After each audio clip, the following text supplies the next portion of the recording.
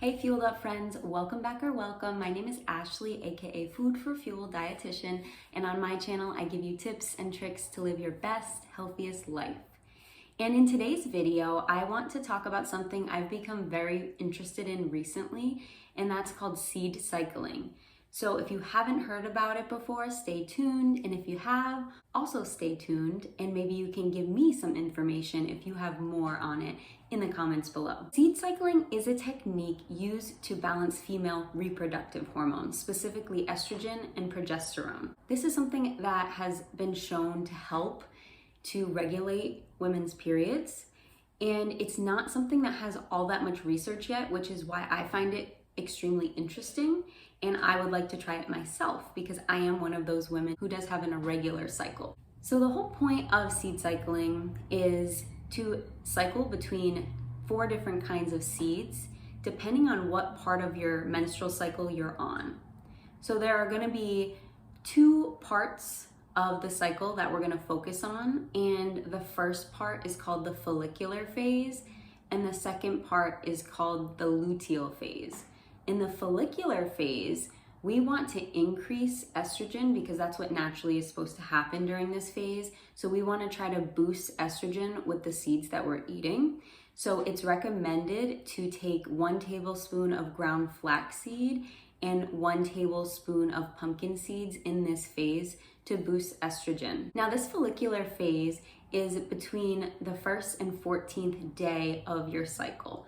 This means the first 7 days of your period and then 7 days after that. Ways that you could use flaxseed and pumpkin seeds are things like even little date balls, energy bites, like that. You could add ground flax to your oatmeal or your overnight oats if you wanted. Pumpkin seeds are great just to snack on, but they're also really great in a trail mix with other nuts and seeds or with different dried fruits as well. So lots of different options with those 2 seeds, and I think seeds are just delicious anyway, and I think most people like them, so this usually isn't a big deal to incorporate these different seeds into these different phases. Now, the second phase, the luteal phase, we want to raise progesterone, and the seeds that can help you do that are sunflower seeds and sesame seeds. We want to take 1 tablespoon of each of those during this second phase as well. Now, this luteal phase is day 15 to day 28 of your cycle. Now, if you are someone like myself who has an irregular cycle, what you can do is you can follow the moon cycle instead. And so what you would do is on the new moon, you would start day 1, which would be where your follicular phase would be to raise the estrogen. And then starting on day 15, that would be the full moon. So new moon is when you start day 1, day 15 is the full moon. And so that can help you perhaps get your cycle back. And that's something that I'm really interested in and hoping that this helps me as well.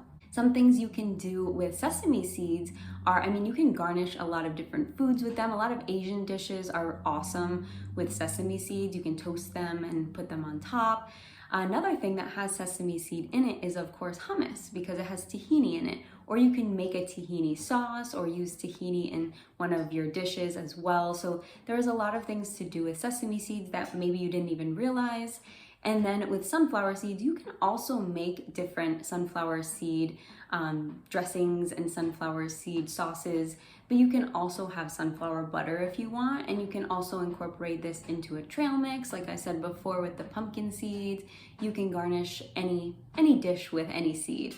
One of the reasons I really like this approach is because it's based on a very holistic approach, looking at the whole picture instead of just one thing or another. And the reason these all kind of work together is because of the certain nutrients that they have.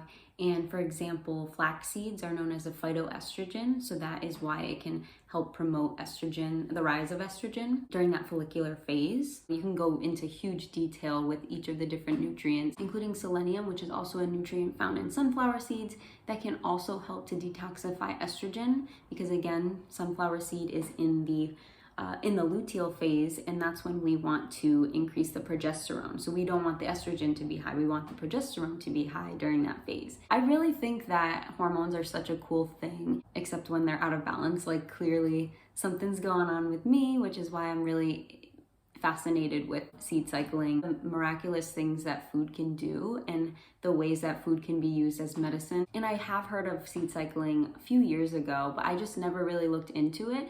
And I think it's kind of nice to have, things go on in our own lives that trigger us to want to dive deeper into certain things like this, because then we can learn and share that information. And if that works for us, we can make sure we spread the word so that everyone knows about it and knows that there are natural ways of going around problems such as hormonal imbalances. Ladies, if you seed cycle, let me know how it works for you, or if you've never tried it before and you decide to try it after watching this video, please tell me how it goes. I'd love to hear about it.